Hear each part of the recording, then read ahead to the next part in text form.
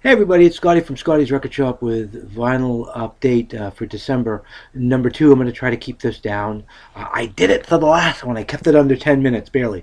I'll show you 20 more. Again, majority of these were given to me by for your sake, an anonymous donor, and it is so appreciated, almost as appreciated as you guys watching these videos and subscribing to the channel. I do appreciate it, and I do mean that too. I really, really do. This batch, like the other one, is all over the place. But good stuff, and all this stuff is in great shape. I just can't believe it. I'll explain one of the albums too, how I got it, and it looked trashed. But with some elbow grease, man, it plays almost near mint. It's crazy.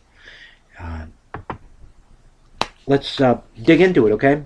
This is one of these as seen on TV, and I'm thinking 20 tracks, like, well, like these old K-Tel albums. Or this was not a K-Tel, I don't believe, but I was thinking, man, this is gonna sound like crap. It sounds great. I was really shocked. The Ray Charles collection. This is all of his 60s stuff that he did. It's not the 50s. It's not the Atlantic stuff, which I have no vinyl of that, by the way. Love to get some of that, but this is just, just such a great album as seen on TV. Fix something here that I have to fix. There we go. Sorry about that. Anyway, so great record. And again, the price was right, man, for free. I've never heard that. These guys only charted once. They had one hit, and it was a #1 hit. 1969. Zager and Evans. And if you were around in 69, you know the song. In the year 2525. We've got the 45, but here's a nice mint copy of the album. Here are the boys right there. The album basically has the same feeling, the whole album, as that one song. So if you remember the song in the year 2525 and you like it, you'd like the album. And I believe they put out 2 albums, but this is the only one I have. And again, the price was right.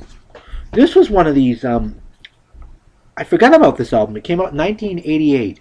And it's not a bad album. This is kind of one of these guilty pleasure groups. I really like this group, and always have, and probably always will, and yeah, whatever. Huey Lewis and the News. I don't know why, but I just really like the group. This is an album they put out in 1988. A little bit of damage on the cover. Just a little bit. The vinyl is mint. And I'll show you the... I'm usually going to do this for the sake of time, but there's your inner phrase stuff. The only album that I'm missing on vinyl from them is their very first album, and I would love to find that, and that'll come my way eventually. But I mean, I've got, like all of you, I've got Sports, I've got Four, good stuff. Anyway, next one, some love music, mellow love music. But this is a really good album. I've got everything by these guys, and I'll eventually make a video showing it. Just the band Bread. It was the only thing that I didn't have by them, and I wasn't like actively searching it because there are 2 best ofs that cover this stuff really well. But this is a nice little mid-80s anthology of the group. It covers their entire career, 69 to 77 anyway. And a great record. Price is Right. This was one of those yeehaw. I have a later pressing of this, but this is an original pressing of Traffic's John Barleycorn Must Die. Cover is in okay shape. I mean, it's a little beaten up. But the vinyl is in really nice shape from what I can tell. I haven't cleaned it yet. But there's your U.S. pressing of that. John Barleycorn Must Die. I'm not a big fan of country music, but I'm a big fan of all 3 of the people on this particular record. And I've always been on the lookout for Linda Ronstadt stuff. There was only a few things. I still have to get the Stone Pony stuff, the original pressings of that. But you've got Linda Ronstadt, you've got Dolly Parton, and you got Emmylou Harris, all on the same record. What a bargain, huh? And this is in fantastic shape again. It was like nothing, man. I'm like, okay, thank you.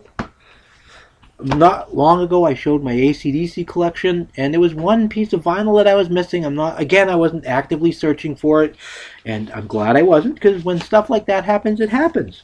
Check it out. Who made who? The only thing that's wrong with it, again, is this person that owned the darn thing put this thing on here. But records in VG plus shape, covers, got a couple of little things on the top, but yeah. So that's it for my ACDC collection. This guy had a couple of hits in the late 70s. He was a great guitar player, from my memory, but really known for his kind of poppy hits, a guy named Michael Johnson.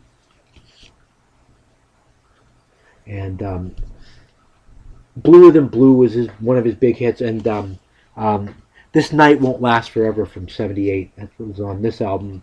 I have a feeling it's going to be all like that, kind of polished pop. But that was kind of my era, and I like that stuff. So, speaking of polished pop, Tommy James, Without the Shondells. This was from '80, I believe. And Three Times in Love. That was the single and the title track off this. It wasn't a huge hit for him, but you can look at this and say, yeah, very late '70s, early '80s. But I've always liked Tommy James and Tommy James and the Shondells. Anyway, 1973 for this one, the Hawleys. This is the album with The Air I Breathe. I wonder who he worships. But anyway, I don't, by the way. But not a bad album. Original pressing on Epic. I have not heard... Well, actually, no. I didn't listen to this all the way through. I mean, what I heard, I did dig. But The Air That I Breathe, good song. So, Jon Stewart. I have a promotional copy of this. It's trashed. That I actually bought at a record show that belonged to WRBC. But this is a much better copy of this album. This is the album with Gold, and they had some help. He had some help with Fleetwood Mac on this album. It's a really good album for Jon Stewart. He'd been around for years and years and years. I already have these, kind of, sort of. I have a promotional copy of this, and I have an 80s pressing of it, but I didn't have an original 70s pressing of this commercial pressing. Sticks. And The Grand Illusion. And the great thing about this, I have to tape the cover. That's the only thing that's... It's not a seam split. It's the glue that has come undone. But the cool thing about it is it's got the poster. Yeah. And the inner sleeve, and this is mint. Other than the fact that it needs to be glued, it's mint. And it was, it was, again, thank you very much, given to me. Thank you. Thank you, thank you, thank you. This one, I have a promotional only copy of it. This is in really, really nice shape, other than a little bit of ring wear. But I finally have a stock copy of this. Crystal Ball by Sticks. And the vinyl is mint. There's a little bit of ring wear. So I guess if you really want to be picky about it, VG, I'd go VG plus even on the cover because of this, but the album's mint. Great shape. Moving on. A compilation of 2 early Cat Stevens albums. I've been working on my Cat Stevens collection slowly but surely. This has got a couple of them on here, Durham stuff. 60s. Obviously, if you look at the back cover, right? It looks like it's in good shape. I have not played it yet, but the older Durham, the older vinyl, deep groove stuff, it takes a lot more to kill those. So, Tom Johnson, from the Doobie Brothers, 1979. This is his first solo album, actually, right around the time Minute by Minute came out. I've not listened to it yet. I have a feeling it's going to be kind of like a Doobie Brothers album, which is okay with me. I like the Doobie Brothers. So, let's get into some disco, shall we, kiddies? A Taste of Honey. Boogie, oogie, oogie. Yeah, I don't know. Yeah, I need help. I'm sorry. On that album, too. Boogie, oogie, oogie's on that album. How's that for some old school mixing boards, huh? The good old days of analog recording. But anyway, I've done an ABBA video not years ago, but months and months and months ago. And I have a copy of this, but it's an import copy. I'm trying to think if it was Dutch or something like that. But this is an American pressing of this album, 79. Original American pressing. Again, for free. This one really kind of got me going, because this was like really not it. I'm looking at this and I'm like going, I don't know if this is going to play good. The price was right, obviously free, but I'm going to really have to clean this puppy out. I used my record cleaning machine and did some other additional cleaning on it. The cover was in great shape, but the Jackson 5, third LP.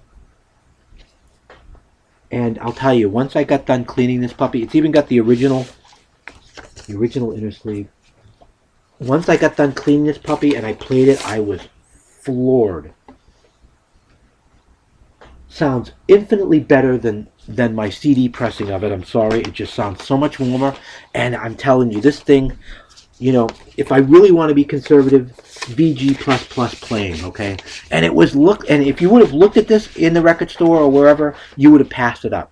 Ah, it's trash. Great. Okay, a couple more. Been collecting Leon Russell. This is the first Leon Russell album.